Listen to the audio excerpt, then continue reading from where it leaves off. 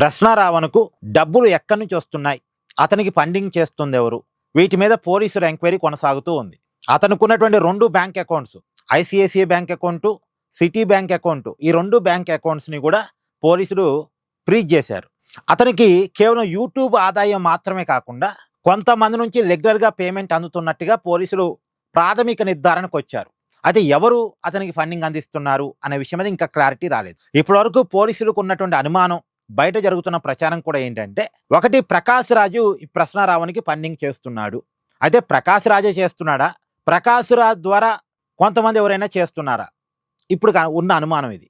తర్వాత రెండోది, వైసీపీ నాయకులు ఇద్దరు నుంచి రెగ్యులర్గా ఈ ప్రశ్న రావణ్కి ఫండింగ్ అందుతుంది, రెగ్యులర్గా పేమెంట్స్ జరుగుతున్నాయి. మరి ఆ ఇద్దరు వైసీపీ నాయకులు ఎవరు అన్నది ఇంకా క్లారిటీ రాలేదు. ఇప్పటి వరకు ఇవన్నీ కూడా ప్రాథమిక నిర్ధారణలు, అనుమానాలు మాత్రమే. ఈ అనుమానాల నివృత్తి ఎప్పుడు జరిగింది అంటే, ప్రశ్న రావణ్ని పోలీసులు తమ కస్టడీలోకి తీసుకొని విచారించిన తర్వాత మాత్రమే జరిగింది. ఇప్పటి వరకు బ్యాంకు అకౌంట్స్ సేకరించిన దాన్ని బట్టి, పోలీసులు సేకరించిన ఇతర ఆధారాలను బట్టి వస్తున్న అనుమానాలు మాత్రమే.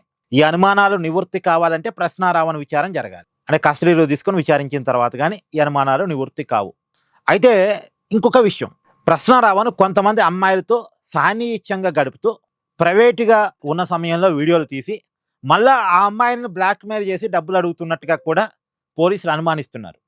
ఇప్పుడు ఆ అమ్మాయిలు కనుక కంప్లైంట్ చేస్తే, ఇప్పుడు ఫ్రీజ్ చేశారు కదా అకౌంట్స్, మేబీ కోర్టు ద్వారా మళ్ళీ ఇతని ఆదాయంలో అమ్మాయిలకి తిరిగి డబ్బులు ఇవ్వచ్చు. ఒకవేళ నిజంగా ఇతను అమ్మాయిలను బ్లాక్మెయిల్ చేసి డబ్బులు గుంజి ఉంటే కనుక మళ్ళీ వాళ్ళకి అమౌంట్ కోర్టు ద్వారా తిరిగి ఇచ్చే అవకాశం ఉండొచ్చు. ఇతనికి వచ్చిన ఆదాయంలో నుంచి, ఇతనికి యూట్యూబ్లో వస్తున్న ఆదాయంలో నుంచి తిరిగి ఇచ్చే అవకాశం ఉంటుంది. బట్ అమ్మాయిలు వచ్చి కంప్లైంట్ చేస్తారా, అంత డేర్ చేస్తారా చూడాలి. పోలీసులు అయితే కంప్లైంట్ ఇవ్వండి, మీ వివరాలు గోప్యంగా ఉంచుతామని చెప్తున్నారు. సహజంగా ఏ అమ్మాయిలు కూడా తమను బ్లాక్మెయిల్ చేశారు అని చెప్పి తొందరగా కంప్లైంట్ ఇవ్వరు. ఎందుకంటే వాళ్ళు ప్రైవేట్గా గడిపారు అన్న విషయాన్ని ఇక్కడ ఒప్పుకోవాల్సి వచ్చింది కదా. సో అంత ఈజీగా బయటకు వచ్చి రావణ్తో మాకు సంబంధాలు ఉన్నాయి, ఇప్పుడు రావణ్ ఒక దేశద్రోహిగా ముద్రపడ్డప్పుడు, రావణ్ ఒక హిందూ వ్యతిరేకగా ముద్రపడ్డప్పుడు, రావణ్తో మాకు ఫ్రెండ్షిప్ ఉంది, ఆ ఫ్రెండ్షిప్ రీత్యా మేము అతని స్టూడియోకి వెళ్ళాము, ప్రైవేట్గా గడిపాము, తర్వాత మమ్మల్ని బ్లాక్మెయిల్ చేశాడు అని చెప్పడానికి ఎవరు అంత తొందరగా ఇష్టపడరు, భయపడతారు. అసలు మీ ఫ్రెండ్షిప్ ఎలా కుదిరింది, నువ్వెందుకు వెళ్ళావు, ఈ ప్రశ్నను కూడా వాళ్ళు ఫేస్ చేయాల్సి వచ్చింది కదా. కాబట్టి అంత ఈజీగా ఎవరు వెళ్ళటానికి భయపడతారు. కాబట్టి అయినా సరే పోలీసులు అయితే వాళ్ళ ధైర్యం చెప్తున్నారు, మీ వివరాలు గోప్యంగా ఉంచుతాము, మీరు వచ్చి కంప్లైంట్ ఇవ్వండి అని చెప్పేసి పోలీసులు అయితే చెప్తున్నారు. బట్ చూడాలి ఎవరు కంప్లైంట్ ఇస్తారు, ఎవరు ఇవ్వరు అనేటువంటిది. కానీ అది నీచం. అమ్మాయిని బ్లాక్మెయిల్ చేసి డబ్బులు అడగటం అనేటువంటిది ఒక నీచం, అదొక దారుణం. అదే నిజమైతే మాత్రం అంతకంటే దుర్మార్గం ఇంకోటి ఉండదు. సో మొత్తానికి రావణ్కు రకరకాల మార్గాల్లో ఫండింగ్స్ అందుతున్నాయి అనేటువంటిది.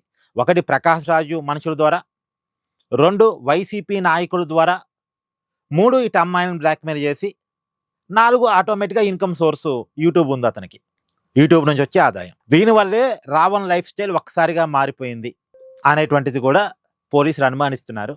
చూడాలి. Thank you. Please do like, share and subscribe this channel.